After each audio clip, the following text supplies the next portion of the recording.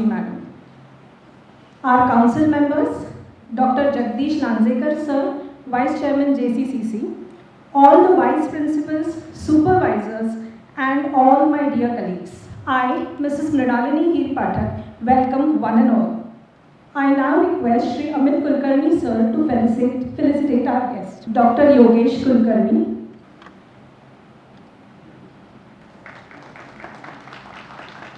Dr. Apurva Shastri Madam.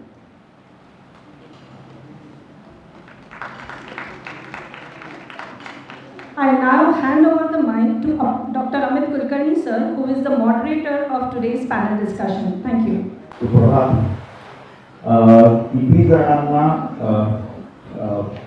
मराठीत जर आपण हे केलं तर चालू शकेल? मराठी येत नाही असं कोणी आहे का? मी का सांगतोय, आपल्या हिवाळ्याची भाषा आहे म्हणून सगळेजण वेगवेगळ्या ठिकाणी जातात म्हणून आपण कार्यक्रमाला सुरुवात करू आजच्या पॅनल डिस्कशनला. मागे जेव्हा मी इन्फोसिसमध्ये होतो, साधारण 30 वर्षापूर्वीची गोष्ट आहे. स्वारगेटच्या इथे एक सेवनलोक चौक आहे, तिथे एक असा मोठा पोस्टर होता की अंधेरा जब घना हो तो जानना सूर्योदय निकट है. रजनीशांचं वाक्य आहे, आचार्य रजनीशांचं. आम्ही आपण तिथे नुकताच IT मध्ये लागलेलो आणि मग नाईट आउट्स व्हायच्या, म्हणजे सलग 36 तास कंपनीत आहे, शेजारच्या ठिकाणी झोपलेलो आहे असं असायचं. आणि मग रजनीशांच्या वाक्यावर विश्वास ठेवण्याशिवाय गत्यंतर नव्हतं की अंधेरा बहुत घना है सूर्योदय निकट है. सुदैवाने आपल्या सगळ्यांच्या ITचा सूर्योदय झाला आणि गेले 30 वर्ष एका अर्थाने ब्रिटिशांनी जी आपली लूट करून नेलेली 100 वर्षात, त्याची काहीतरी भरपाई आपण ह्या 30 वर्षात करू शकलो. भारतीयांनी ही लूट एका अर्थाने परत आणली वेगवेगळ्या ठिकाणून. म्हणजे जसं महाराजांनी सुरतेवर स्वारी केली आणि लूट परत आणली, तशा पद्धतीने IT कंपन्यांनी भारतातल्या ही एका अर्थाने परत आणली.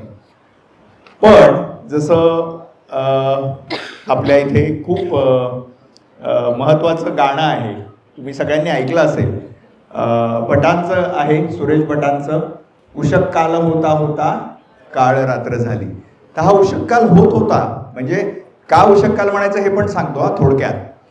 आपला GDPचा पर्सेंटेज जगाच्या साधारण 25% होता 17व्या शतकापर्यंत. म्हणजे 0 ते 17वं शतक आपलं GDP 25% होता.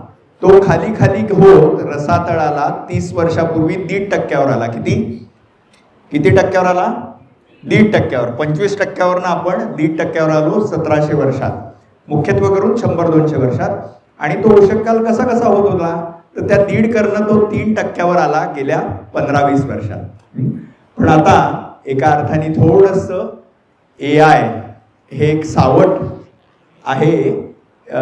हे का सावट आहे तर गमतीत सांगतो. एक आपले प्रसिद्ध फिलॉसॉफर आहेत, युव्हाल नोआ हरारी म्हणून, इस्रायली आहेत. त्यांनी सांगितलं की इंडस्ट्रियल रिव्होल्यूशन सगळे माहिती आहे सगळ्यांना. इंडस्ट्रियल रिव्होल्यूशन माहिती आहे? ऐकलंय? इतिहासात काही आहे ऐकलंय? तर त्यांनी सांगितलं की इंडस्ट्रियल रिव्होल्यूशननी वर्किंग क्लास तयार केला. काय केला? Working class. आणि AI will create अनवर्किंग class. AI will create अनवर्किंग class. तर आपल्याला अनवर्किंग क्लास तयार करायचा नाही आहे, राईट? आणि ते न करण्यासाठी हा जो एका अर्थाने थोडंसं सावट आहे, त्यात आपापल्या कर्तृत्वानी जे दिव्यासारखे आपल्याला प्रकाश देत आहेत, त्याच्यातल्या काही जणांची मी आज ओळख करून देतोय. योगेश कुलकर्णी सर आपल्या पुण्याचेच आहेत. अगदी मराठी शाळेतले बालशिक्षण मंदिर पासून शिक्षण झालं आणि पुढे SP कॉलेज, म्हणजे पहिल्यांदा MES, मग शिप्रमंडळी, मग COEP.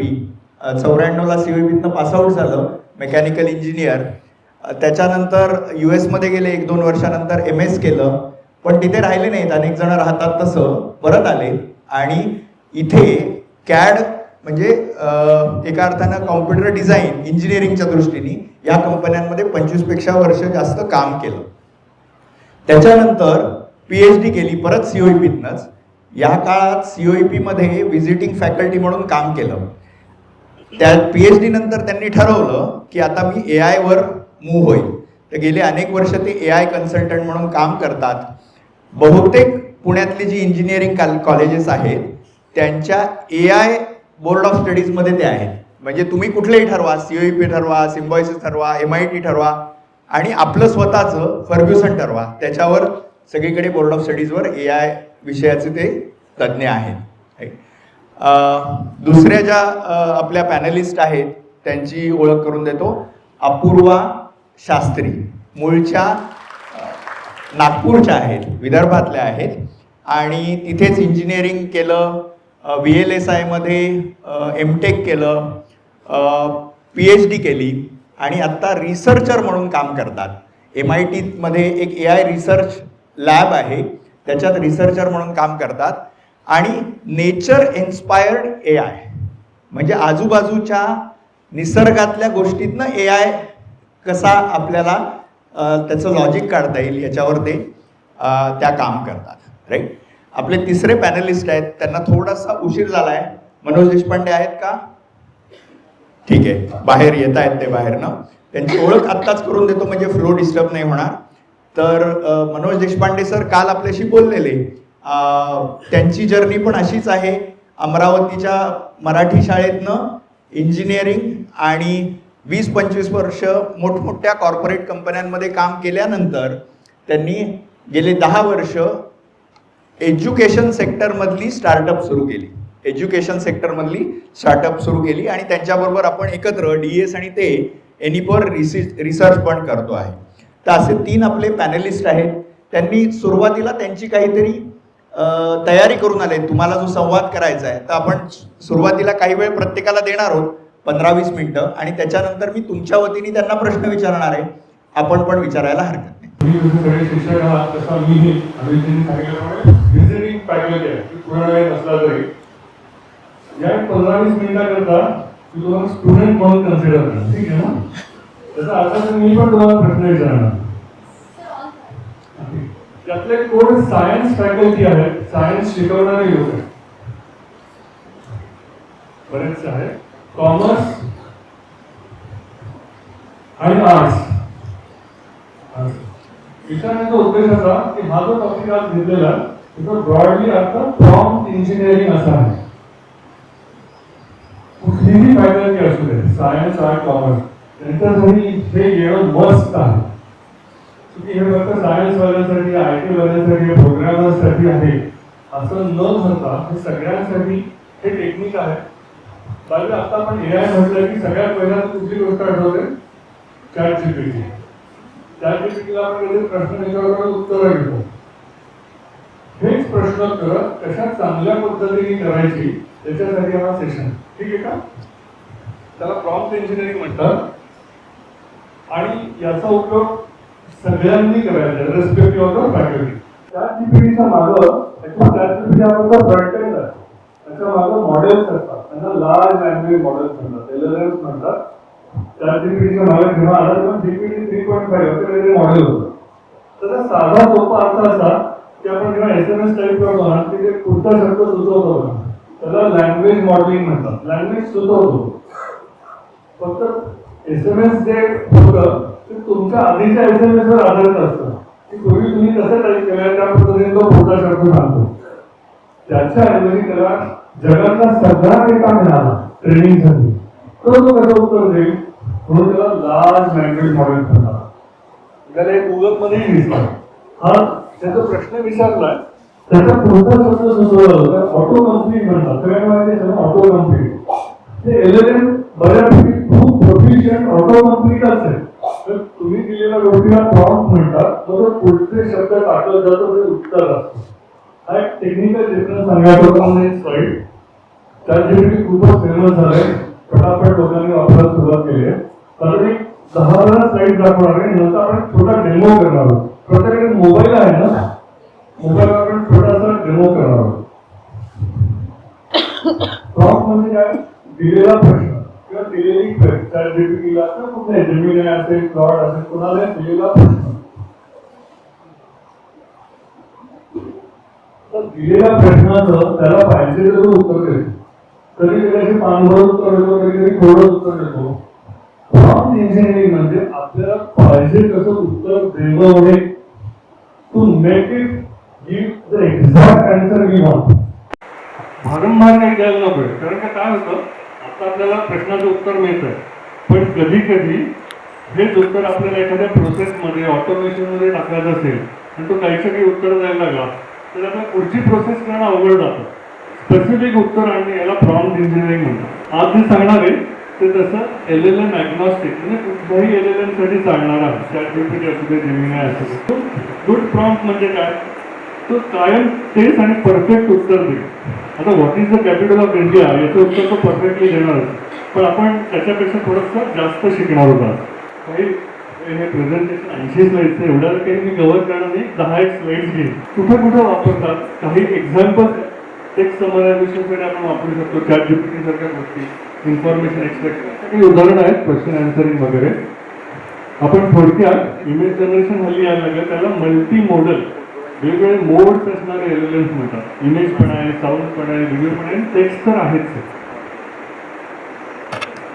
आपण जो प्रॉम्प्ट देतो ना चॅट जीपीटीमध्ये, हेच काम वेबसाईटवर न करता, ॲपवर न करता प्रोग्रामॅटिकली असं केलं जातं. पायथॉनची स्क्रिप्ट यूज करून आपण एक प्रॉम्प्ट देऊ शकतो आणि त्याचं उत्तर काढू शकतो.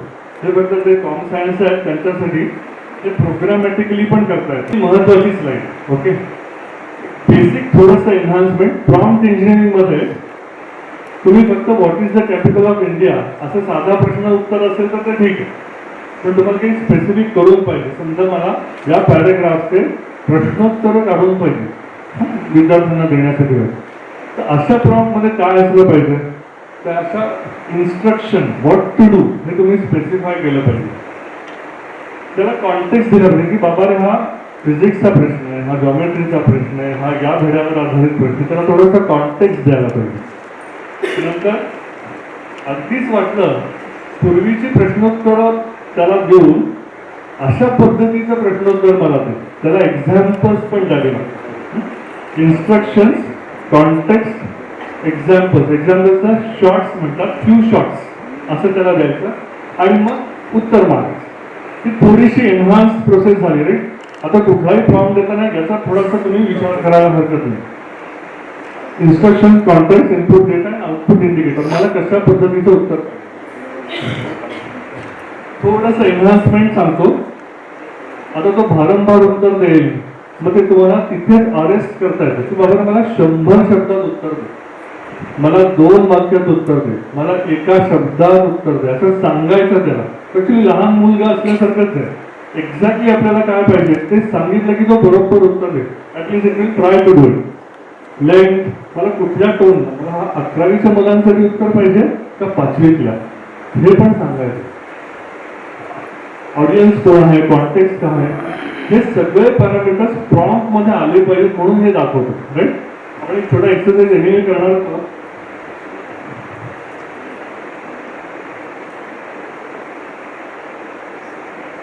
एक्झाम्पल्स पण देतात, जसं सांगितलं मी, मला अशा पद्धतीचं उत्तर पाहिजे, या फॉर्मॅटमध्ये उत्तर पाहिजे वगैरे वगैरे. आता मी अजून डिटेल्समध्ये जात नाही, आपण एक छोटासा एक्सरसाइज करूया जो तसा चाइल्डिश आहे पण तरी करायला हरकत नाही. सगळ्यांकडे चॅट जीपीटी आहे का मोबाईलवर, ते एकदा उघडा. आपण एक छोटा एक्सरसाइज करणार आहोत. एखादा साधा प्रॉम्प्ट कसा एन्हान्स करत जायचं आणि त्यामुळे उत्तर कशी बदलत जातात हे आपल्याला पाहिजे. आत्ताचा टॉपिक साधा घेतला, मेकिंग सँडविच, त्याचा प्रॉम्प्ट आपण बदलत जाणार आहोत आणि त्याची उत्तरं तपासत जाणार आहोत. आपण तुम्हाला घरी गेल्यावर किंवा वापरताना सँडविचचा नाही करायचं, तुमच्या टॉपिकसाठी प्रश्नोत्तरे कशी काढायची आहे, लेसन प्लॅन कसा बनवायचा आहे, नंतर सांगतीलच. ते प्रॉम्प्ट कसं एनहान्स करत जायचं याचा तुम्ही विचार at the back of your mind करायचा. ठीक आहे का? Everybody ready? सगळ्यांचे चॅट जीपीटी रेडी आहेत का? तर पहिला एक प्रॉम्प्ट टाकून बघा. How to make a peanut butter and jelly sandwich. आपण जे आतापर्यंत पाहिलं की त्याला 4 गोष्टी द्याव्या लागतात, लेंथ करतो, ते आपण नंतर सगळं बघणार आहोत. फक्त याचं उत्तर काय येतंय बघा. How to explain how to make a peanut butter sandwich किंवा peanut butter and jelly sandwich. याचं उत्तर काय आहे ते एकदा बघा.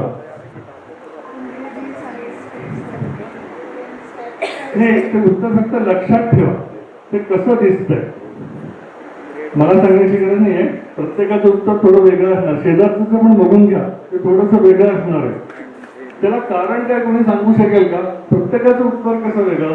आपल्या हिस्ट्रीवरनं पण नाही, कदाचित ते घेतं, पण प्रत्येकाचं एक क्रिएटिव्हिटी सेटिंग असतं, त्याला टेम्परेचर म्हणतात.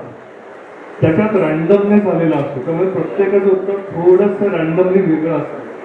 पण तो पीनट बटरच्या ऐवजी व्हेजिटेबल सँडविच नाही बनवत, थोडंसंच बदलतो. सगळ्यांचं उत्तर आलं का थोडं तरी? आता आपण ते थोडंसं बदलणार आहोत. पुढचा प्रॉम्प्ट बघा. As a chef explain your assistant to do. आता त्यात थोडासा टीचिंग मोड आलेला आहे. Explain this say for a 5 year old child, a PhD student. अशा पद्धतीचा तुम्हाला बॅक ऑफ द माइंड विचार करायचा आहे.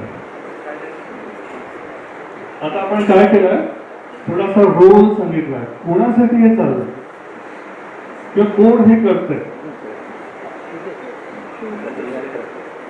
आता उत्तरात फरक पडलेला बघितला का तुम्ही? आता थोडासा टीचिंग इन्स्ट्रक्शन मोड मध्ये आलेला आहे तो. So specifying the role is important. So you are a teacher, you are a PhD student, you are an instructor, असं त्याला सांगायचं आणि मग उत्तर घ्यायचं. अजून 1-2 गोष्टी बघणार आहोत, देन आय स्टॉप. एवढं ठीक आहे सगळ्यांचं? थोडं उत्तर बदललं का? Back benchers. आता ऍडिंग कन्स्ट्रेंट्स, की बाबा रे मी वेगन आहे, आज उपास आहे, असं काहीतरी कन्स्ट्रेंट द्यायला पाहिजे ना सँडविच बनवताना. काही ना नट फ्री व्हर्जन पाहिजे. आता peanut butter sandwich nut free कसं असेल, पण तरी एकदा देऊन बघ की बाबा रे मला नटची ॲलर्जी आहे, त्यामुळे आता रेसिपी बदलते का बघा. So we set simple prompt, adding roles. Now we are adding constraints, की बाबा या धड्याच्या बाहेर जाऊ नको, हा कन्स्ट्रेंटच झाला. काही बदललं का? त्याचा रेसिपीच्या इन्ग्रेडियंट्स मध्ये फरक पडला का? हा, आता ते नट फ्री झालेलं आहे. अजून एकच उदाहरण घेऊ आणि then I stop. Alright, adding constraints and adding examples. आपल्याला हे एक्झाम्पल्स टाईप करणं डिफिकल्ट. माझ्याकडे बाबा पूर्वीच्या 2 रेसिपीज आहेत, तो जास्त बदल करू या 2 रेसिपीज मी पेस्ट करतो त्याप्रमाणे कर. त्याचा उपयोग तुम्हाला कसा होणार? पूर्वीची प्रश्नपत्रिका आहे माझी, 2 बघ आणि त्याप्रमाणे 3री कर. करता ना तुम्ही तसं? त्याप्रमाणे हे याला सांगायचं. ॲडिंग कॉन्टेक्च्युअल इन्फॉर्मेशन, की बाबा रे हा 5 स्टार वाला सँडविच आहे का रोड साईड वाला सँडविच आहे. लगेच रेसिपी चेंज होईल, तो वेगळे इन्ग्रेडियंट्स वापरतो. You got the sense? आपण काय सगळ्या स्लाइड्स नाही करणार, पण इटरेटिव्हली एन्हान्स करायला पाहिजे हे सांगण्याचं. जोपर्यंत आपल्याला पाहिजे ते उत्तर येत नाही तोपर्यंत no, you don't need to type, I just go through. Feedback घेणे, की बाबा एक उत्तर आलं मला यातल्या या 2 गोष्टी पटलेल्या नाही, त्या मला करेक्ट करून दे. एकच प्रॉम्प्ट थांबायचं नाही. Till you get correct answer, you have to iterate. आणि बरंच काही याद करतात. त्यालाच सांगायचं शेवटी की बरं तू स्वतःला क्रिटिसाइज कर, हा सँडविच कोणी खाईल का असं एकदा बघ, आणि मग तो उत्तर कसं बदलेल बघा. तो स्वतःलाच क्रिटिसाइज करू शकतो. एक महत्वाचं इंजिनिअरिंग टेक्निक आहे, ज्याला चेन ऑफ थॉट्स म्हणतात. थोडंसं टेक्निकल आहे, आपणच त्याला ना स्टेप बाय स्टेप कसं काम करायचं. टिपिकली मॅथमॅटिकल प्रूफ्समध्ये एखादा प्रूफ त्याच्याकडनं बनवून घेत असेल, एक्झाम्पल बनवून घेत असेल, तर आपणच असं तू वर्किंग कर असं त्याला सांगायचं, मग तो चांगली उत्तर द्यायला लागतो. एवढ्याच बेसिक गोष्टी तुम्हाला सांगायच्या होत्या. एवढं फक्त लक्षात ठेवा, this is the one. Role सांगायचे, कन्स्ट्रेंट सांगायचे, काही एक्झाम्पल द्यायचे, कॉन्टेक्स्ट, फीडबॅक किंवा थॉट. ही स्लाइड सगळ्यात इम्पॉर्टंट आहे. हे जर तुम्ही तुमच्या प्रॉम्प्टमध्ये इन्कॉर्पोरेट करायला गेला will start getting better answers. I think I stop now. बाकीच्या स्लाइड्स आपण नंतर I pass on the presentation to you. Manoj हे कव्हर करेलच. एज्युकेटरसाठी प्रॉम्प्ट इंजिनिअरिंग कसं करायचं किंवा AI ॲज कसं वापरायचं, I think we cover anyway the different tool. अजून एकच स्लाइड दाखवतो. आता यापुढे काय मध्ये आता जसे पूर्वी सॉफ्टवेअर इंजिनियर, सॉफ्टवेअर आर्किटेक्ट असे रोल असायचे, तर प्रॉम्प्ट इंजिनिअरचा रोल यायला लागलाय आणि चांगले पैसे मिळतात. आणि सगळ्या टेक्निक्स येतात त्यांच्यासाठी. या एका स्लाइड नंतर थांबतो मी. माझं स्वतःचा स्केच नोट आहे. प्रॉम्प्ट इंजिनिअरिंग एका पानातच हे सगळ्या गोष्टी आहेत. ते तुम्हाला सापडेल. सगळ्यांसाठी ओपन आणि फ्री टू ऑल आहे. तर या साईटमधून सापडून you can just take a print. एका पानाच्या प्रिंटमध्ये सगळे टेक्निक्स मिळून जातील. All right, thank you. त्याप्रमाणे आपल्याला शिकवावं लागतं लहान बाळासारखं की बाबा असं कर, असं कर, असं कर. आणि ॲज सर सेड, कालांतराने ही हिस्ट्री तो सेव्ह करतो. If you toggle that option on, त्याप्रमाणे तो उत्तर आपण बदलायला लागतो. कुणाला प्रश्न नाही असं विषय समजला किंवा नाही समजला, दोन्ही आठवू शकतात. तुम्हाला माझ्याशी कनेक्ट करायचं असेल तर माझं पूर्ण नाव योगेश हरिभूत होतं आणि लिंक्डइनमध्ये टाईप केलं तर तुम्ही फॉलो करू शकता. कनेक्शन संपली आहे, फक्त फॉलो करू शकता. त्यांचा प्रश्न असा सगळ्यांसाठी सांगतो.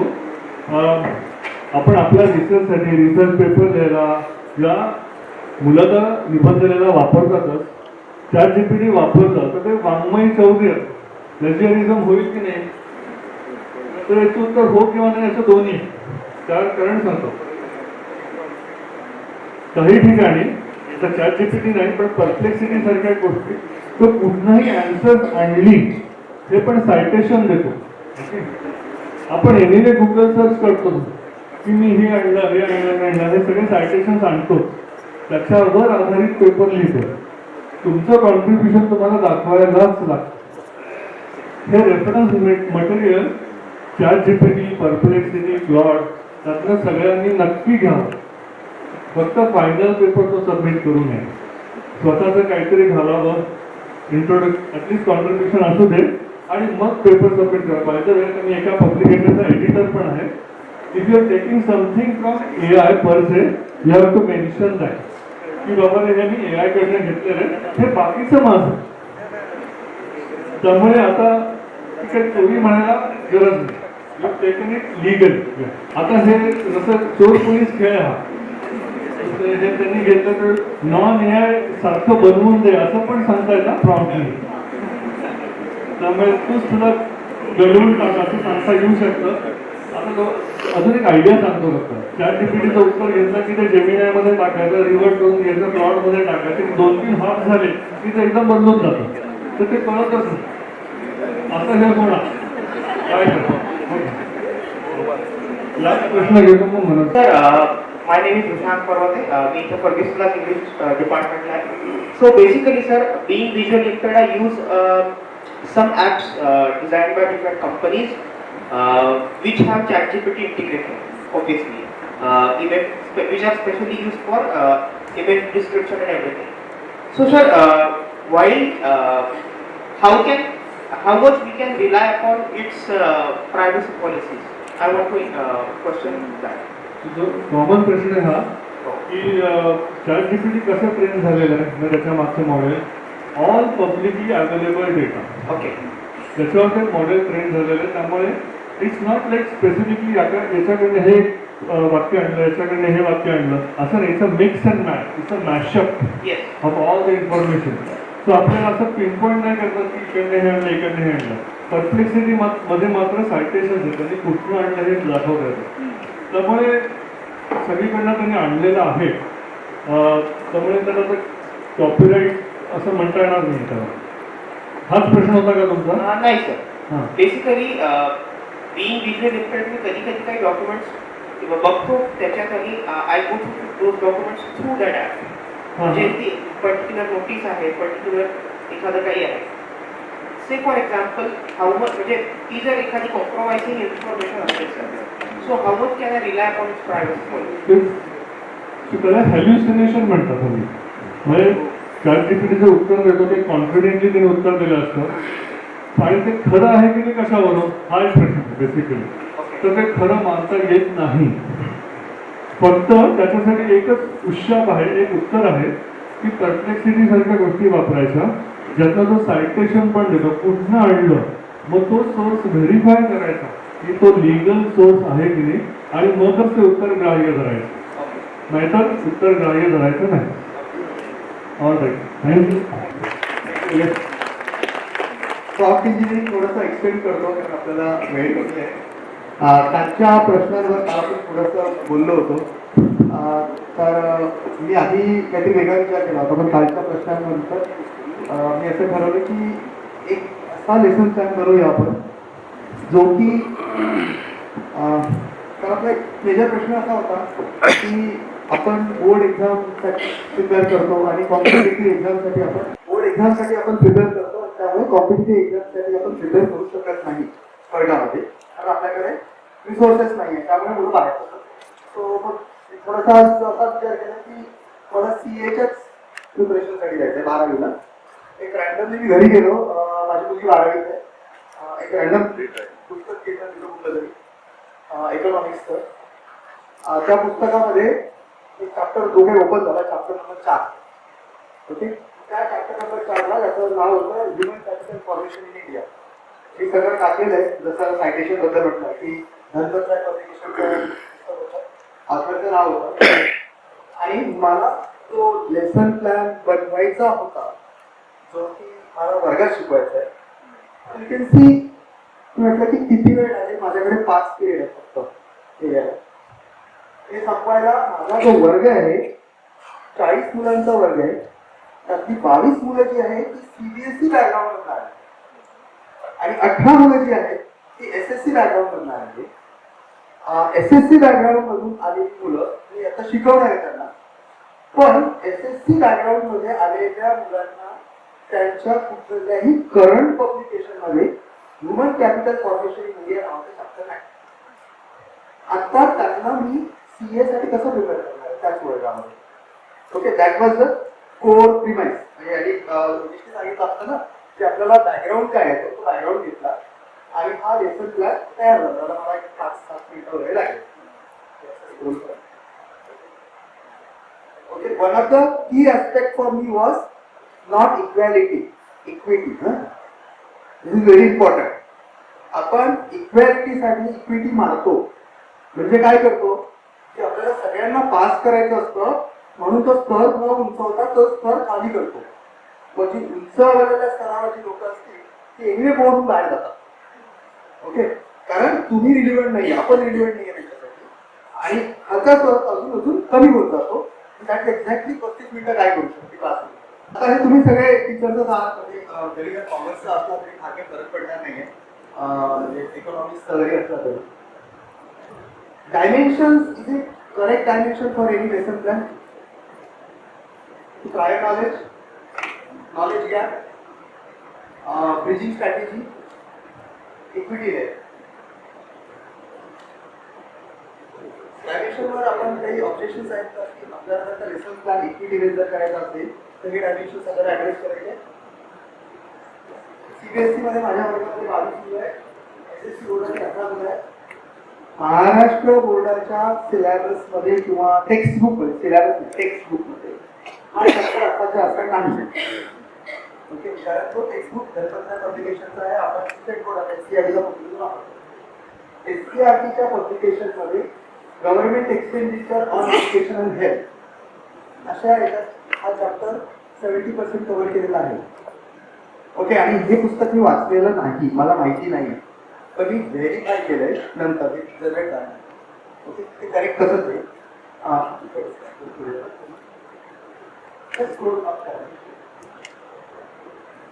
आता माझा हा पर एलो माझा जो प्रॉम्प्ट होता मेजरेबल लर्निंग आउटकम काय असतील प्रत्येकासाठी, कारण प्रत्येकाचे लर्निंग आउटकम वेगळे असतील ज्या पद्धतीने ते शिकले. ओके, तर ते सगळे एलो काढले. हा मी शेअर करेन. हा महत्वाचा कॉम्पिटन्सी टियर काय मला कव्हर करायचं. आपण जेव्हा कॉम्पिटन्सी बेस्ड एज्युकेशन म्हणतो आहे It is not a subject or a definition only. Knowing and understanding हा माझा पहिला LO होता. पण LO6 होता differentiate human capital from human development.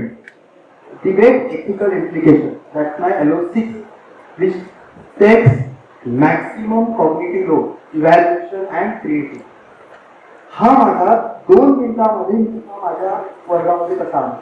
तर माझ्याकडे 25 मिनिट आहे, माझ्याकडे 40 मुलं आहेत, वेगवेगळी मुलं आहेत. तर माझा जर लेसन प्लॅन म्हणजे आपण काल बोललो होतो की shifting the role of a teacher, you are a designer, you are helping in a classroom आणि that is how the AI will work for you. म्हणजे आपले जे कन्स्ट्रेंट आहे आताचे, जे कन्स्ट्रेंट आपण कालपर्यंत म्हणूया, जे आपल्यासाठी खूप मोठे कन्स्ट्रेंट होते ना, आपला नॉलेज बेस होतं, आपला व्हर्सिटी होतं, व्हरायटी होतं क्लासरूम मधला, आपल्याकडे आलेल्या लोकांचा बॅकग्राऊंड होता, हे सगळे कन्स्ट्रेंट AI सॉल्व्ह करते. पण as a thinker, as a designer, ते तुम्हीच त्याला गेज करू शकता माझ्या वर्गात काय करायचं. आता तुम्ही टॅप केलं तरी चालेल, तुम्ही टॉपला जाईल फक्त नाही, एकदा फक्त क्रिएट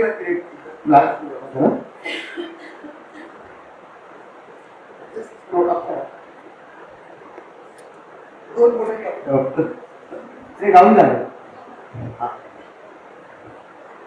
ओके, हे इज द बुक. मी शिकवताना काय करू, मी कुठून स्टार्ट करू, मला प्रश्न कुठला विचारायचा आहे, माझी इक्विटी देअर कुठली ऍड्रेस होत आहे. असा जर लेसन प्लॅन तुमच्या हातात आला तर तुम्हाला वाटतं का की खरंच कुठल्या प्रायव्हेट क्लासची गरज आहे. म्हणजे मला नाही वाटत. मी माझ्या मुलीचं पुस्तक काल पहिल्यांदा बघितलं, अरे सच अमेझिंग बुक. एक छोटस पुस्तक 15 पेजेस डज एव्हरीथिंग. फक्त काय होतं की त्या पुस्तकामध्ये प्रॉब्लेम असं आहे, त्या पुस्तकात सगळ्या गोष्टी, हा प्रश्न, ह्या प्रश्नाचं हे उत्तर, म्हणजे आपण फॅमिलॅरिटीला रोड लर्निंगला घेऊन जातो. Even if there is a higher order thinking पुस्तक असला, क्वेश्चन असला, तरी सुद्धा तो रोड लर्निंगला घेऊन जातो. पहिल्यांदा जेव्हा नवीन असतो त्यावेळी तो नवीन असतो. म्हणजे कॉन्स्टंटली थिंकिंग क्लासरूम जर बनवायची असेल कॉम्पिटन्सी बेस, तर कॉन्स्टंटली आपल्याला इव्हॉल्व होत राहावं लागणार आहे. What trigger thinking. जस्ट एक हे आम्ही क्लाउड मध्ये बनवला, कारण आम्ही फार कम्फर्टेबल आहे क्लाउड मध्ये. तुम्ही ओके, काय दिलं होतं मी इनपुट. पहिला इमेज जी आहे 3109, ओके, त्या पुस्तकाच्या कव्हरचा फोटो, कव्हरचा ना, म्हणजे आतमध्ये तर केलेलं नाही मी. पुस्तकाच्या कव्हरवर जेवढं काही दिलं होतं, पब्लिकेशन नाव, ऑथरचं नाव, त्या पुस्तकाचं नाव आणि एवढं सिरियल. दुसरा जो फोटो होता चॅप्टर 4, तो काही रॅन्डमली काढला होता, त्याचा पहिला पेजचा फोटो. या 2 गोष्टी मी इनपुट वापरल्या. माझा प्रॉम्प्ट काय होता, this is one publication using CBSE world आणि लर्निंग ऑब्जेक्टिव्ह मला काय हवं. I have picked up one chapter and its learning objective. One, which competency it is addressing, what are multiple learning outcomes one can observe post delivery on this objective. Three, is there any difference in SCRT Maharashtra Board 12th Standard Economics? If not in SCRT publication, which chapter is addressing? Common sense आहे, completely common sense आहे. पण त्याच वेळी योगेशने जे parameter सांगितले आपल्याला बघा, की उत्तर आपल्याला प्रिसाईज हवं आहे किंवा आपल्याला कॉग्निटिव्ह रिझनिंग पण व्हायला हवं, आणि ते सगळं केलं. ओके, थोडंसं याला जाऊ दे कर. हा, मला काय मिळालं, मला आधी ऑब्झर्वेबल लर्निंग आउटकम मध्ये मी इंटरेस्टेड होतो. माझी जी स्ट्रॅटेजी, त्याच्यामध्ये मला 8 एलोज मिळाले. ओके, पुढे गेलो, ह्युमन कॉम्पिटन्स फॉर्मेशनला गेलो. ओके, मला SCRTच्या गॅप दिसल्या. SCRTच्या पब्लिकेशन मध्ये चॅप्टर 9 आणि चॅप्टर 10 या 2 गोष्टीमध्ये ही गोष्ट ऍड्रेस होते हे पण कळलं. ओके, त्यानंतर मला एक 15-20 मिनिटं माझे दिले, कारण पुस्तक मला व्हॅलिडेट करायचं होतं. I don't want to blindly follow काय म्हणतात. कारण मध्ये एकदा असं झालं होतं की कुसुमाग्रजांच्या कवितेच्या नावाखाली त्यांनी मला पावसाळा कविता आणून दिली. ओके, विशाखा संग्रहामध्ये अशी काही कविताच नाही. अरे हो, बरोबर आहे.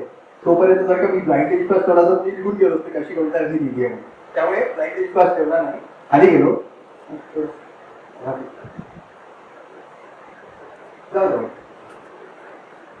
माझी समरी झाली.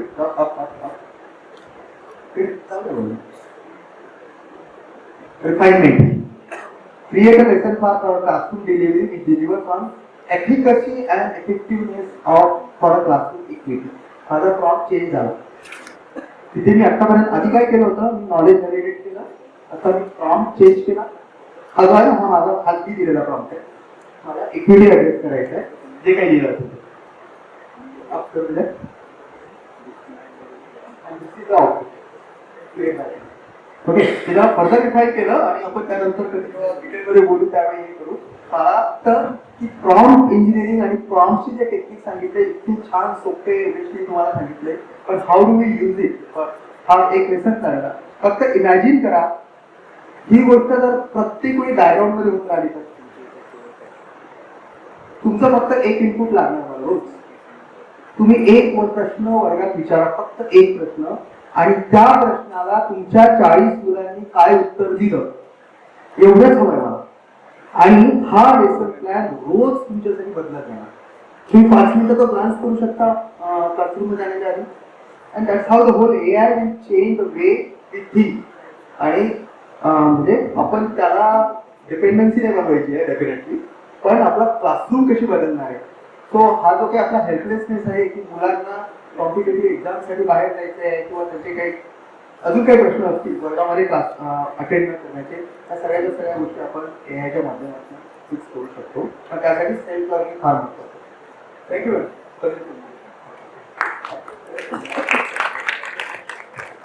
Good morning everyone. सो ते मी टूल्स स्टार्ट केलेलं नाही आहे, बट आता थोडासा पीपीटीचा फॉर्मॅट इट सीम शिफ्ट झालेला आहे म्हणून तुम्हाला टूल्स इंडिपेंडेंट AI असं दिसतंय. But basically, I would like to promote that only, tools independent AI. So, MIT College मध्ये Center of Excellence of AI आहे, which is also Research Institute of Artificial Intelligence. तिथे मी research professor म्हणून काम करते. आणि basically आम्ही nature inspired गोष्टींपासून artificial इंटेलिजन्सच्या methods कशा बनवता येतील याच्यावर गेली भरपूर वर्ष काम करतोय. सो आता जर तुम्ही इथे स्लाइडमध्ये बघितलं तर इथे तुम्हाला माथोरांचं स्कूल ऑफ फिश जे आपण म्हणतो तसं दिसतंय. ओके, तसंच बर्ड फ्लॉक असतो, पक्ष्यांचा प्रवाह, अँड्स असतात, असे बरेच क्रिएचर्स आपल्या आजूबाजूला असतात. या प्रत्येका क्रिएचरमध्ये कुठल्या ना कुठल्या प्रकारचा इंटेलिजन्स आहे. ओके, ज्याला आपण बुद्धिमत्ता असं म्हणतो. जितके सजीव तितक्या बुद्धिमत्ता. आणि त्याचप्रमाणे आपल्यात पण कुठल्या ना कुठल्या प्रकारचा इंटेलिजन्स आहे. या इंटेलिजन्सला स्टडी करून त्या इंटेलिजन्सचं गणिती रूपांतर करून म्हणजे मॅथमॅटिकल मॉडेल करून त्याचं अल्गोरिदम मध्ये कन्व्हर्जन करणं आणि ते अल्गोरिदम्स वेगवेगळ्या रिअल वर्ल्ड डोमेन्स मध्ये वापरणं, अशा क्षेत्रात मी गेले बरेच वर्ष काम करते. जसं तुम्हाला अमित सरांनी सांगितलंच की माझं बेसिक शिक्षण हे इलेक्ट्रॉनिक्समध्ये झालेलं आहे, पोस्ट ग्रॅज्युएशन हे VLSI मध्ये झालेलं आहे आणि मी आर्टिफिशियल इंटेलिजन्समध्ये PhD केलेली आहे. सो आजकाल जे आपण सारखं ऐकत असतो, म्हणजे मी पण एक शिक्षक आहे म्हणून मी तुम्हाला सांगू शकते की इंटरडिसिप्लिनरी रिसर्च आणि एज्युकेशन या क्षेत्रात आपल्याला काम करायचं असं गेले बरेच वर्ष आता LEPमध्ये आपण ऐकतो. सो हेच एक इंटर आणि इंटरडिसिप्लिनरी रिसर्चचं क्षेत्र आहे असं मी तुम्हाला सांगू शकते. माझं प्रेझेंटेशन सुरू करायच्या आधी 2 गोष्टी मी जस्ट तुम्हाला सांगितलेले की AI शिकण्यासाठी तुम्ही इंजिनियर असायला हवं असं अजिबात गरजेचं नाही. पहिली गोष्ट, 9वी आणि 10वीचं अल्जेब्रिक मॅथमॅटिक्स जर आपण शिकलेलो आहोत तर आपण आर्टिफिशियल इंटेलिजन्स हा विषय अतिशय सोप्या पद्धतीने आपल्या दैनंदिन जीवनात वापरण्यात आणू शकतो आणि शिक्षणात पण आपण तो वापरू शकतो. आणि दुसरी गोष्ट म्हणजे टूल्स वापरू नये किंवा टूल्सचा वापर करू नये असं अजिबात मला म्हणायचं नाही आहे. फक्त कन्झ्युमर बनण्यापेक्षा आपण जर प्रोड्युसर बनू शकलो, आपण AI मेथडचा स्वतः बनवू शकलो, ChatGPTच्या मागे काय रन होत आहे किंवा प्रॉम्प्ट इंजिनिअरिंगच्या मागे काय रन होत आहे हे जर आपण बनवू शकलो तर आपण सर्व्हिस प्रोव्हायडर बनू शकतो आता त्या यूज. एवढाच या सगळ्या याचा सार आहे असं मी म्हणतो. सो या वेगवेगळ्या मेथडॉलॉजीज आणि अल्गोरिदम्स आहेत जे आम्ही इतके वर्षात डेव्हलप केलेले आहेत. Multi cohort intelligence, cohort intelligence, expectation algorithm, snail homing and meeting search algorithm, leader advocate believer algorithm, modified leader advocate believer algorithm, यांच्याबद्दल थोडीशी माहिती मी तुम्हाला पुढच्या स्लाइड्समध्ये देईन. आणि हे इयर जे लिहिलेले आहे हे पब्लिकेशन इयर्स आहेत की ज्या वर्षी आम्ही याच्यावरचा पेपर पब्लिश करू शकतो जर्नल. ही पुस्तकं आहेत जी मी स्वतः लिहिली आहेत किंवा एडिट केली आहेत. त्या पुस्तकांपैकी कुठला पण विषय जर तुमच्या रिसर्चशी किंवा तुमच्या एज्युकेशन फील्डशी संलग्न होत असेल तर तुम्ही प्लीज मला ईमेल पाठवा. ही पुस्तकं तशी बरीच महाग आहेत हार्ड कॉपी विकत घेण्यासाठी. मी तुम्हाला सॉफ्ट कॉपी ईमेल करेन या पुस्तकांची. So if you need anything out of these books please let me know. आता आपण सुरू करूया नेचर इन्स्पायर्ड ऑप्टिमायझेशन. जर पहिल्या फोटोमध्ये तुम्ही बघितलं तर मुंग्या आहेत ज्या एका लाईनीत चालत आहेत. आपल्याला सगळ्यांना माहिती आहे आपल्या घरात आणि बाहेर आपण सगळीकडे विविध प्रकारचे मुंग्या बघितलेल्या. कधी पण जर तुम्ही बघितलं तर मुंग्या या एकाच लाईनीत चालतात. कधीतरी मुंग्यांना बघितलं होता वेगवेगळ्या डिरेक्शनने जाताना. पण ऍट द सेम टाइम असं होऊ शकतं की दोन वेगवेगळ्या लाईन्स आहेत ज्या लाईनमध्ये मुंग्या चालतात. त्याच्या मागे जे बेसिक प्रिन्सिपल आहे ते म्हणजे जितका अमाऊंट ऑफ फूड सोर्स एका जागी आहे त्या अमाऊंट ऑफ फूड सोर्स प्रमाणे मुंग्या फेरोमोन सोडतात. आणि फेरोमोन हे त्या क्वांटिटीमध्ये सोडलं जातं ज्या क्वांटिटीमध्ये तेवढ्या प्रमाणात फूड आहे. जितकं जास्त फेरोमोन तितकं ते बाकीच्या मुंग्यांना सांगतं की या दिशेने आपण जाऊ शकतो. हा पुरवठा किंवा साठा आपल्या सगळ्यांसाठी म्हणजे पुरेसा आहे. जितकं कमी फेरोमोन त्या दिशेला तेवढ्याच त्या कमी जातात. फोटोमध्ये बघितलं स्ट्रॉंग इंटेलिजन्सचं एक छोटंसं उदाहरण आहे की जेव्हा पक्ष्यांचा थवा असतो किंवा माश्या असतात त्या सगळ्या एका पॅटर्न मध्ये एक पॅटर्न असतो. कधी पण तुम्ही त्यांना पक्षी पण जात असतात ते विमानासारखे जात असतात. एक पक्षी त्याच्या मागे 2-3 अशा पद्धतीने. आणि जर शेवटचा फोटो बघितला तर काजवे आजकाल जसे फार दुर्मिळ झाले त्याच्यासाठी आपण कॅम्पमध्ये वगैरे जातो काजवे बघायला. पण काजवे सुद्धा जेव्हा ट्रॅव्हल करतात तेव्हा ते एका विशिष्ट पद्धतीने एकमेकांच्या मागे फिरत असतात. ही जी संकल्पना आहे ही समजून घेण्याचा प्रयत्न करून ती कुठली मुंगी आहे जी लीडर अँट आहे जिच्या मागे सगळेजण जातात आहेत.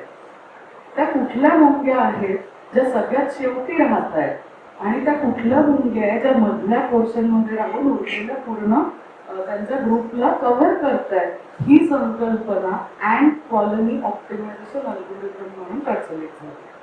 अशाच पद्धतीने एक कोव्हर्ट इंटेलिजन्स म्हणून अल्गोरिदम आहे. आमच्या संस्थेचे सेंटर ऑफ आर्टिफिशियल इंटेलिजन्सचे जे डिरेक्टर आहेत डॉक्टर आनंद कुलकर्णी त्यांनी बनवलेला हा अल्गोरिदम आहे.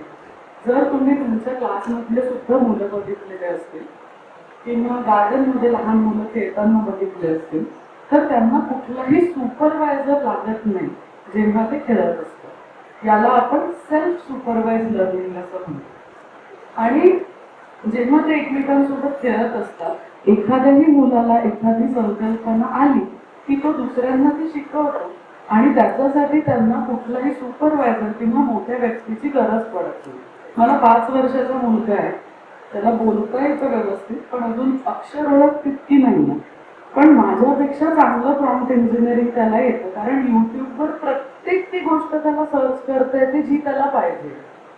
म्हणजे दिस इज हाऊ इट इज की आपल्याला सुपरवाइज लर्निंग शिवाय सेल्फ सुपरवाइज लर्निंगची किती आवश्यकता. आता या अल्गोरिदमचा काय अर्थ आहे मी तुम्हाला सांगतो.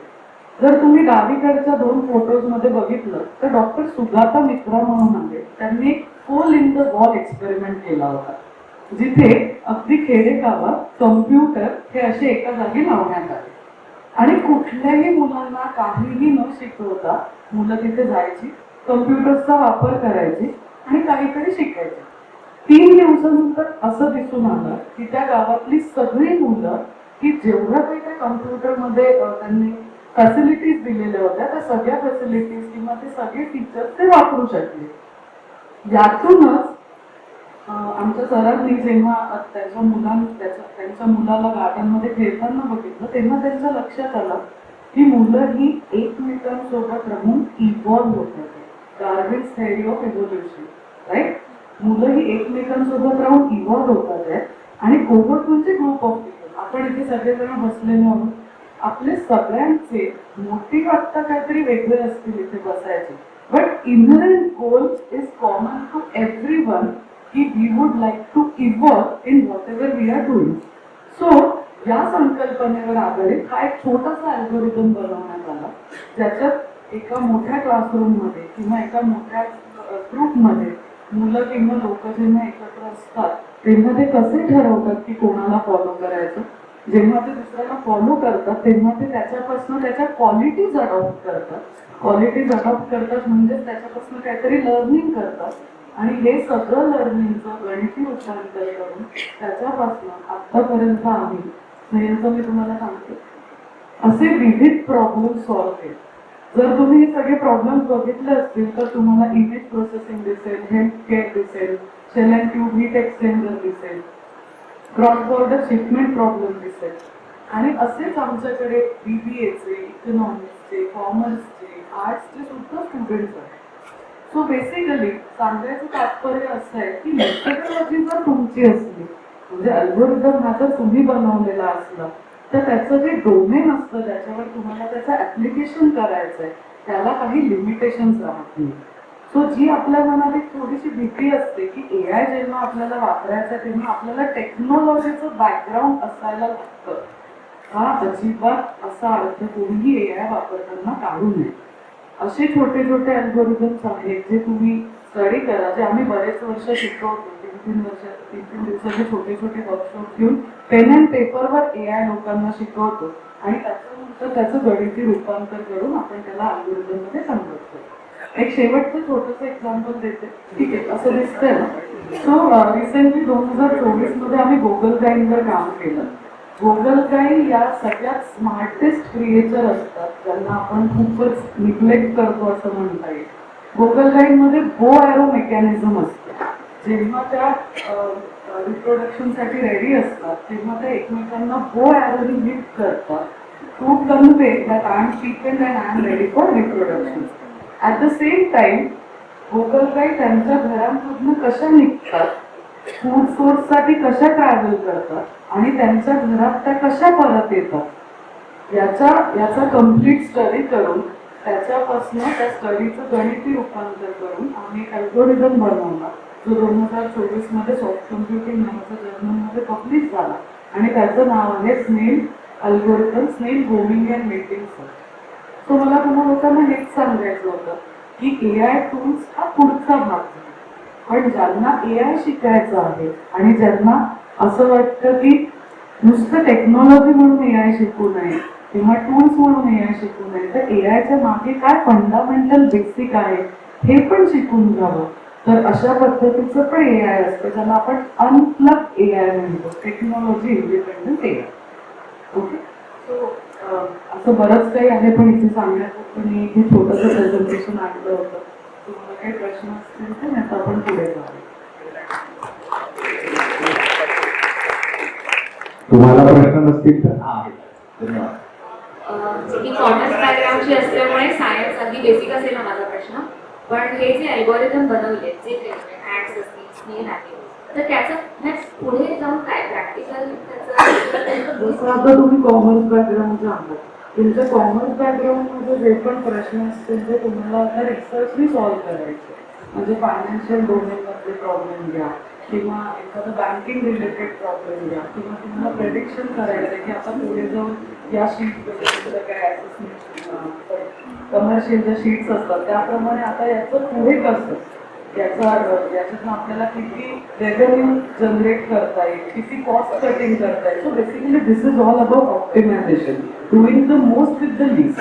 So you making the optimal use of available resources at minimum cost. So कुठल्या पण प्रकारचा तुमच्या डोमेनमधला प्रॉब्लेम हा आपण या अल्गोरिदमने सॉल्व्ह करू.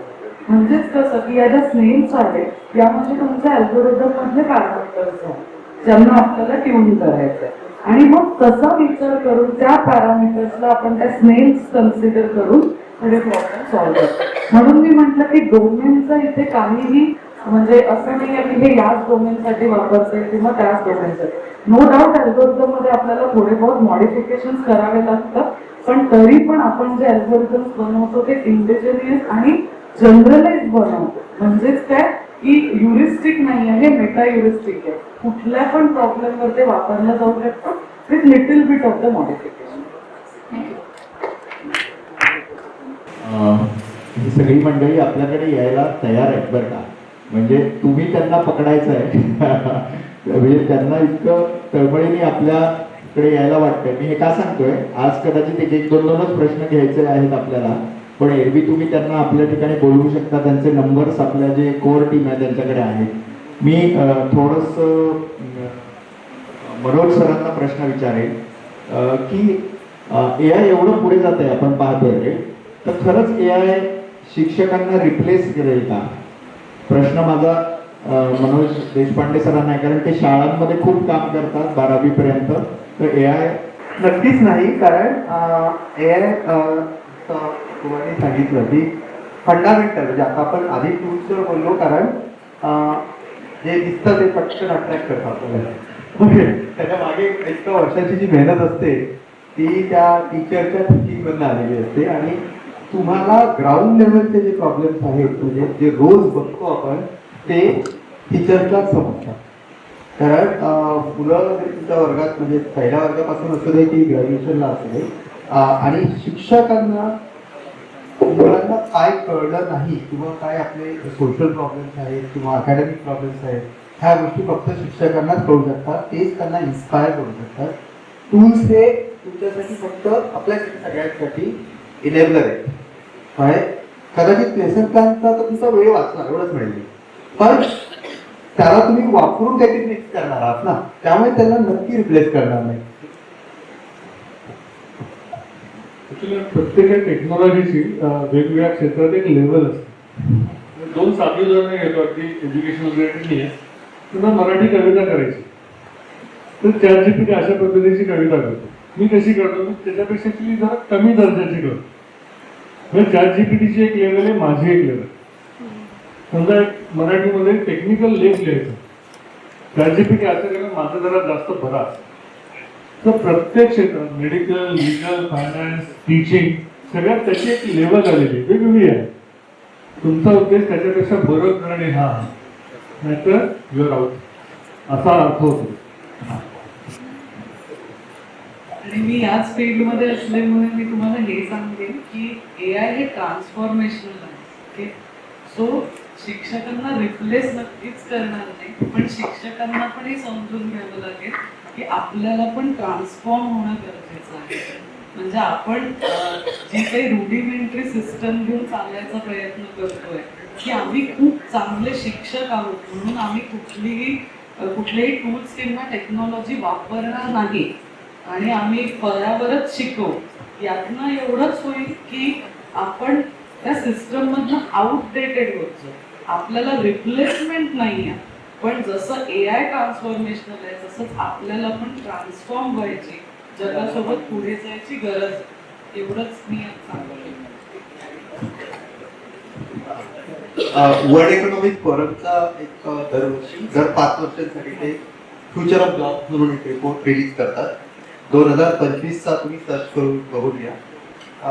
Fast diminishing job and emerging jobs. 2030चे वर्ल्ड जे 15 जॉब्स आहेत त्यामध्ये 2 जॉब्स आहेत higher secondary teacher and undergrad teachers.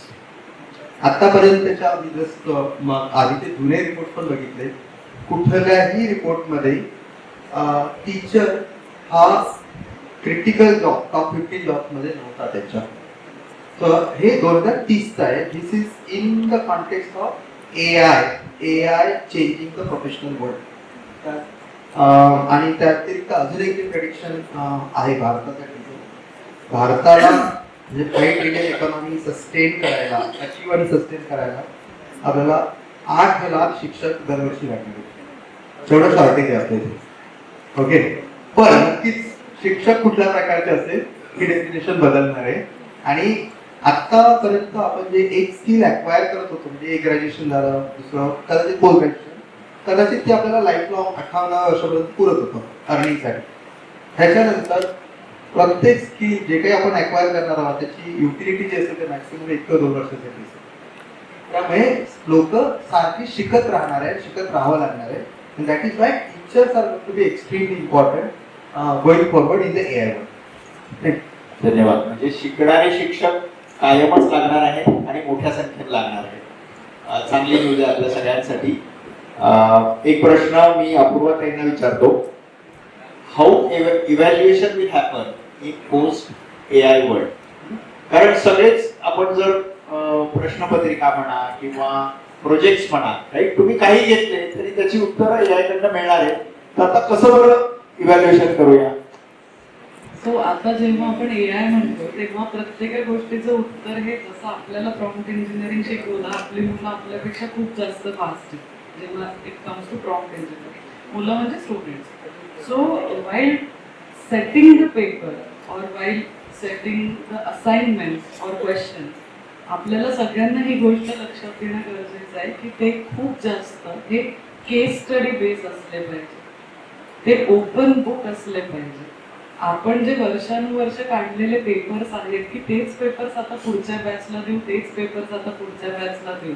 जर तुम्ही हा केस स्टडी बघितला असेल तर AI टूल्सच्या आधारावर मुलं 70% क्वेश्चन पेपर सुद्धा आता जनरेट करू शकतात, which is 70% similar to what you are going to ask.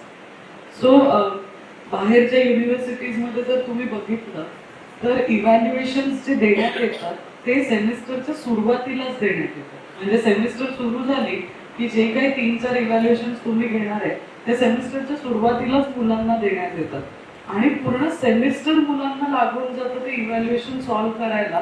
पण कुठल्याही गुगलवर किंवा कुठल्याही AI टूलवर त्याचं उत्तर सापडत नाही, कारण ते तुमच्या विचारांशी संलग्न असते. सो जर तुम्ही असाइनमेंट मुलांना दिले आणि मुलांनी ते असाइनमेंट सबमिट केले तर रादर दॅन आस्किंग, म्हणजे rather than checking the output, जी आपली सध्या तरी सिस्टम आहे आउटकम बेस, आउटकम आला की आपण त्याला राईट मार्क करतो, हे का आलं हे विचारणं फार गरजेचं आहे. तुम्ही कोणता प्रॉम्प्ट यूज केला आणि तुम्ही तो प्रॉम्प्ट का यूज केला की हे उत्तर आलं. दिस शोज की what critical thinking they are using. So इव्हॅल्युएशन्सचा पॅटर्न हा शिक्षकांना असाइनमेंट्स किंवा इव्हॅल्युएशन्स देताना बदलावा लागेल आणि तो जास्त केस स्टडी बेस, रिसर्च बेस आणि असा असला पाहिजे की ज्याच्यात त्यांना AI टूल्स वापरावे लागतील, त्यांनी वापरावे, पण त्याचं जे इव्हॅल्युएशन होईल ते आपल्याला त्यांच्या क्रिटिकल थिंकिंगशी रिलेट करून करावं. मी योगेशजींना विचारतोय की can AI adversely impact human intelligence, cognitive skills of teachers if they start using AI? त्याचे चिन्ह दिसायलाच लागली. मी उदाहरण सांगतो. मी पण इथल्या सगळ्यात जुन्या इंजिनिअरिंग कॉलेजमध्ये शिकवतो व्हिजिटिंग म्हणून. तर पहिल्याच दिवशी म्हणजे मशीन लर्निंगचा कोर्स होता. पहिल्या दिवशी म्हणजे लोकांना पायथन येते असं अजून आहे, पायथन प्रोग्रामिंग ते बघावं काय येतं. तर साधी असाइनमेंट दिली, कागदावर प्रोग्राम लिहायचा, फिबोनाची सिरीज. सगळ्यांना फिबोनाची सिरीज माहिती आहे का? 0 1 1 1 1 2 2 3 5 अशी येते ना. मागचे 2 आकडे सम करायचे की पुढचा आकडा. हा प्रोग्राम पायथन मध्ये कागदावर लिहायला सांगितलं. दुसऱ्या मोमेंटला रिएक्शन मोबाईल शोधले, कारण का त्यांना तो ChatGPT कडनं लिहून घ्यायचा होता. इतका साधा प्रोग्राम 4th इयरच्या टॉपमोस्ट इंजिनिअरिंग कॉलेजमध्येही लिहिता न येणे. लिहिता येतो त्यांना, ते तेवढे हुशार आहेत, पण हात खिशाकडे जातो. त्याचा आता ऍक्च्युली त्यांचं कॉग्निशन हळूहळू कमी होत चाललं. AI पण आहे, सोशल मीडियाचा अतिवापर पण आहे. तर एक नवीन टर्म आले ब्रेन रॉट. ब्रेन रॉट होत चाललं. आणि आता आपण मुलांना दोष द्यायला नको. तुम्हाला एखादा प्रॉब्लेम सांगितलं तर तुम्ही काय करता सांगा बरं. तुम्ही बघता ना रेडी पुढे उत्तर मिळतंय का, राईट? तर ते असंच आहे. शेवटी कुठेतरी थांबवायला पाहिजे, निग्रह केला पाहिजे, इंद्रिय दमन केलं पाहिजे. ChatGPT वापरलं ऍटलिस्ट फर्स्ट ड्राफ्टसाठी. एकदा जर तुमची उत्तरं आली, तुमचं थॉट प्रोसेस लिहून झालं की ऑफकोर्स ब्रेन स्टॉर्मिंग असिस्टंट म्हणून ChatGPTला द्यावा. पहिला ड्राफ्ट टाका की माझं बरोबर आहे का बघ, अजून 4 काही त्याला कंगोरे आहेत का ते बघ. तर तसं करून आपण त्याला एन्हान्सर म्हणून वापरू शकतो. तो रिप्लेसर न म्हणता असिस्टंट किंवा एन्हान्सर म्हणून वापरायला हरकत. योगेशजींचा परिचय ते काय ते योग शिक्षक पण आहे, त्यामुळे इंद्रिय संयम हा त्यांनी AI साठी कसा वापरायचा हे आपल्याला सांगितलेलं आहे. अपूर्वा त्यांना काहीतरी बोलू. मी याच्यात एक असं सांगू इच्छिते की जसं मगाशी रिसर्चचा प्रश्न कोणीतरी विचारला होता, प्लेजरिझम आणि रिसर्च, तर हा पण एक कॉग्निटिव्ह स्किल्सचाच भाग आहे की जेव्हा आम्ही PhD केली तेव्हा ChatGPT म्हणजे मी खूप आधी नाही केली, 2021-22 मध्येच केली, पण तेव्हा GPT हे इतकं फ्री आणि असं अवेलेबल नव्हतं. त्याच्यामुळे रिसर्च पेपर्स वाचणे, त्यातनं त्याच्यातला गॅप समजून घेणे आणि पुढे जाणे हा एक प्रकार होता. आता शिक्षकांचं जर बघितलं, आपण नुसतं मुलांबद्दल बोलतो, पण जसं अमित योगेश म्हणाले की शिक्षकांच्या पण कॉग्निटिव्ह स्किल्स या GPT-मुळे कुठेतरी थोड्याशा सप्रेस होत चाललेल्या आहे. कारण जर तुम्ही ईमेल लिहायची पद्धत बघितली तर प्रत्येक जण I hope you are doing वेलनेच ईमेल स्टार्ट करतो, कारण GPT त्याला तसंच सांगतो. बरेचदा आपल्याला व्यक्ती समोर दिसला तरी आपण विचारत नाही की तुम्ही कसे आहात, पण ईमेल मध्ये मात्र आपण प्रत्येकाला I hope you are doing well. याच्यामुळे काय होतं माहितीये का, एक पुस्तक होतं जे ह्युमन मशीन जनरेटेड पुस्तक होतं. त्या पुस्तकात अशी संकल्पना आम्ही म्हणजे प्रयत्न केलेला आहे की माझा CV हा स्प्रिंगरच्या एका GPT-ला दिलेला आहे आणि त्या CVतनं GPT-ने लर्न केलेलं आहे किंवा मॉडेलने लर्न केलेलं आहे की मी कशा पद्धतीने पेपर्स लिहितो. ओके, त्याच्यानंतर मग मी एक टेबल ऑफ कंटेंट बनवला पुस्तकाचा आणि प्रत्येका चॅप्टरसाठी काही कीवर्ड्स दिले. त्या कीवर्ड्सच्या आधारावर GPT-ने ते पुस्तक जनरेट केलेलं आहे, अख्खं पुस्तक, पण स्प्रिंगरच्या ओपन GPT-ने. आणि त्याच्यानंतर त्या पुस्तकात किती प्रमाणात ते बरोबर लिहिलेलं आहे किंवा एका शब्दाचे वेगवेगळे अर्थ असू शकतात, ते माझ्या फील्डशी रिलेटेड आहेत की नाही हे सगळं चेक करून ते पुस्तक पब्लिश झालेलं आहे. सो याचा वापर का करण्यात येतोय की पुढे चालून जेव्हा आपण नाही राहणार तेव्हा आपलं क्रिटिकल थिंकिंग कसं होतं हे जर एका मॉडेलला आपण देऊन ठेवलं तर त्या मॉडेलमधलं ते क्रिटिकल थिंकिंग बाहेर येऊ शकते. सो जे रिसर्चमध्ये पण तुम्ही लोक म्हणत होते त्याला आपण प्लेजरिझम न म्हणता सिमिलॅरिटी या शब्दाचा वापर करणं सुरू करूया, कारण आपण कुठल्या तरी आर्टिकलशी सिमिलर काहीतरी लिहायचा प्रयत्न करतो. प्लेजरिझम ही डायरेक्ट चोरीच आहे आणि त्याला दुसरा कुठलाही पर्यायी शब्द नाही. सो आपल्याला जे मिळतं, जर रिपोर्ट जरी तुम्ही चेक केला तर ती सिमिलॅरिटी असते, त्याला आपण प्लेजरिझम रिपोर्ट असं म्हणत नाही. सो आपण पण आपल्या कॉग्निटिव्ह स्किल्ससाठी जास्तीत जास्त लिटरेचरचा वापर करायला हवा असं मला वाटतं. मनपूर्वक धन्यवाद तिघांनाही. मगाशी सांगितल्याप्रमाणे तिघेही आपल्यासाठी एका अर्थाने व्हॉलेंटियर म्हणून यायला तयार आहेत. आपण किती त्यांचा उपयोग करून घेतो ते DS वर अवलंबून आहे. धन्यवाद. हा, आपण लास्ट घेऊ कारण 8 मिनिटं आपण पुढे आहोत. पुढचे वक्ते पण आहेत. Information shared by you is very helpful, no doubt about it. Being a physics teacher, मला काही बेसिक क्वेश्चन्स विचारायचे सर. त्यातला प्रश्न असा आहे की AI मध्ये जे प्रॉम्प्टिंग करून आपण जो काही ऍप्लिकेशन बेस्ड वापर करणार आहोत तो तुम्ही सांगितल्याप्रमाणे लिटरेचर पॉइंट ऑफ व्ह्यू मला योग्य वाटला, किंवा एखाद्या चॅप्टरचं टीचिंग करण्यासाठी त्याचं थॉट अनालिसिस करण्यासाठी मला योग्य वाटला. पण जर मला प्रॅक्टिकल अप्रोच घेऊन करायचं आहे किंवा अनालिसिस करायचं आहे तर can I use ChatGPT and its coding for generating simulation? For example, if I am having an experiment in physics where, for example, say thermistor, resistance variation with respect to temperature and this thing. तर मी समजा मी असं simulation तयार केलं की data मी त्या टेबलमध्ये input मध्ये स्वरूपात टाकला तर मला ग्राफ जनरेट होईल का, किंवा त्याचं अनालिसिस करता येईल का, किंवा मला वेगवेगळ्या एक्सपेरिमेंटचा डेटा इनपुट देऊन त्याचं रिझल्ट कॅल्क्युलेशन आणि ॲक्युरसी बेस असं काही ChatGPT through coding, for example VBA वापरतो आपण किंवा पायथनमध्ये काही कोडिंग वापरून त्यांना प्रॉम्प्टिंग करून ते कोडिंग कसं मला माझ्या ह्याच्यामध्ये ॲप्लिकेशन बेस्ड वापरता येईल हे ChatGPT करू शकतं का, किंवा त्या स्वरूपानं मला काही मदत होऊ शकते? 2-3 प्रकार उत्तर देता येऊ शकतं. पण ChatGPT एक जनरिक टर्म वापरतोय. खरं तर त्याच्या मागे जे मॉडेल्स असतात ती अनेक प्रकारची असतात. ChatGPTच्या मागं जे आहे त्याला आपण बेसिक क्वेश्चन अँसरिंग मॉडेल असं म्हणतो, प्रश्नाची उत्तर देणे. त्याच्यावर पुढचं थोडंसं एक प्रगत मॉडेलिंग, ज्याला रिझनिंग मॉडेल्स म्हणतात, ते स्टेप बाय स्टेप उत्तर देतात. तर अशा सायंटिफिक कामासाठी जनरली स्टेप बाय स्टेप उत्तर देणारे रिझनिंग मॉडेल्स ओपन आहे. ChatGPT ज्यांनी बनवलं त्यांचं रिझनिंग मॉडेल आहे, क्लॉड अँथ्रोपिकचं आहे, गुगलवाल्याचं. प्रत्येकाचं रिझनिंग मॉडेल शोधायचं आणि मग त्याला हा प्रश्न विचारायचा. कोडिंग मॉडेल्स अजूनच वेगळी आहे. तो मॉडेल सिलेक्शन ही पण एक थोडीशी कलाच आहे. हा पहिला भाग झाला. तो कोडिंग जगेल तर करेल. फक्त प्रश्न आपण त्याला असाच विचारायचा की तुम्ही जो प्रॉब्लेम त्याला सांगताय, साधारणतः तसा प्रॉब्लेम अजून कोणी केला आहे का पूर्वी, म्हणजे त्याच्या ट्रेनिंग डेटामध्ये तो प्रॉब्लेम आला आहे का, असं आपणच गेस करा. आणि तसं जर आलं असेल तर उत्तर चांगलं मिळेल. पण एखादा मोडी लिपीमध्ये असं काहीतरी केलंय का, असा प्रश्नाचं उत्तर नाही येणार, कारण त्याच्या ट्रेनिंग डेटात नाही येते. पण तो उत्तर देईल आणि तो थापा मारेल.